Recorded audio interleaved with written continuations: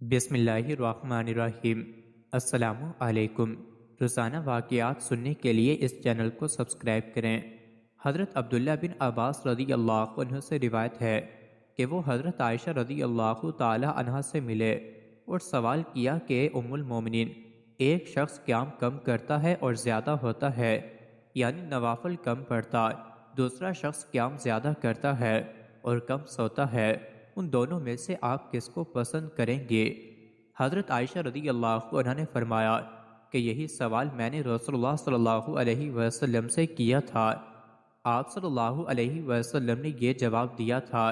کہ دونوں میں سے پسندیدہ شخص وہ ہے جو زیادہ ذی عقل ہو۔ میں نے عرض کیا کہ یا رسول اللہ، میرا سوال دونوں کی عبادت کے بارے میں ہے۔ آپ صلی اللہ علیہ وسلم نے فرمایا، اے عائشہ رضی اللہ عنہا، دونوں سے صرف عقل کے باب میں سوال ہوگا۔ جو زیادہ عقل مند ہے، عقل واد مراد ہے، وہ دنیا آخرت میں کم عقل سے فضیلت رکھتا ہے۔ حضرت عبداللہ بن عمر رضی اللہ عنہ مروی ہے کہ رسول اللہ صلی اللہ علیہ وسلم نے فرمایا کہ کسی شخص کے اسلام کو اس وقت تک بلند مرتبہ نہ سمجھو جب تک اس کی عقل کی گرفت کو نہ پہچان لو۔ حضرت ابو ہریرہ رضی اللہ عنہ کہتے ہیں کہ رسول اللہ صلی اللہ علیہ وسلم کا ارشاد میں نے سنا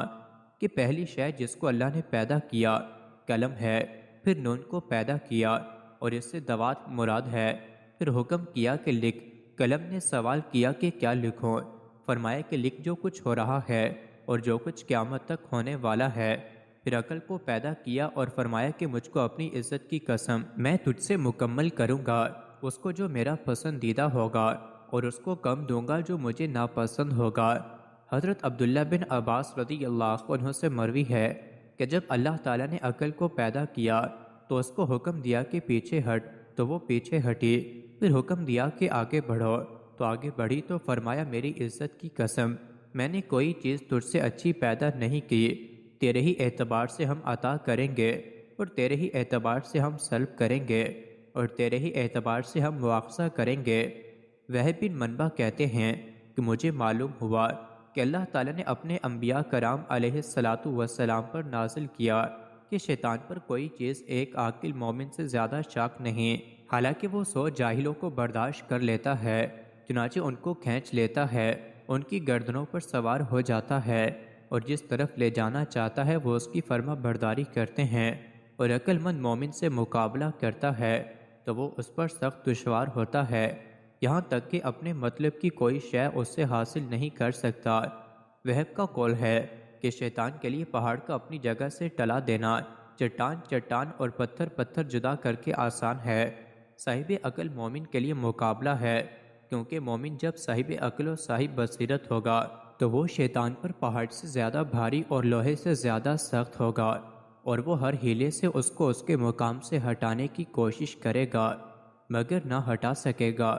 اور وہ افسوس کرتا ہوا اعتراف کرے گا کہ میرا اس کو گمراہ کرنے پر بس نہ چلا، اور پھر وہ جاہل کی طرف مڑ جائے گا اور اس کو اسیر کر کے اس کی گردن پر سوار ہو کر ایسے رسوائی کی مقامات میں پھینک مارے گا جو آخرت سے پہلے دنیا ہی میں برباد کر دیں، جس کے نتیجے کے طور پر وہ کوڑوں کی اور پتھراؤ کی سزا میں گرفتار ہو، اس کا سر منڈوا اور منہ کالا کیا جائے اور ہاتھ پاؤں کاٹے جائیں اور سولی چڑھا دیا جائے، اور 2 آدمی ایک ہی قسم کے نیک عمل کرنے میں بظاہر بالکل برابر ہوتے ہیں، مگر جب ان میں ایک بنسبت دوسرے کے زیادہ عقل مند ہوتا ہے تو ان دونوں کے اعمال کے درجات میں مشرق و مغرب کا بلکہ اس سے بھی زیادہ توافت ہوتا ہے۔ وہب بن منبع کہتے ہیں کہ لقمان علیہ السلام نے اپنے بیٹے کو نصیحت کی کہ اے بیٹے، اللہ کے معاملے میں ہوشیار رہنا، کیونکہ اللہ کے معاملوں میں سب سے زیادہ عقل سے کام لینے والے کے اعمال بھی سب سے اچھے ہوتے ہیں، اور شیطان صاحب عقل سے بھاگتا ہے اور اس میں یہ طاقت نہیں کہ اسے جیت سکے۔ اے بیٹے، جس عبادت میں عقل کو کام میں لایا گیا ہو اس سے زیادہ کوئی عبادت اللہ تعالیٰ کی نہیں ہو سکتی۔ مطرف فرماتے ہیں کہ بندے کو ایمان کے بعد عقل سے زیادہ کوئی افضل چیز نہیں دی گئی۔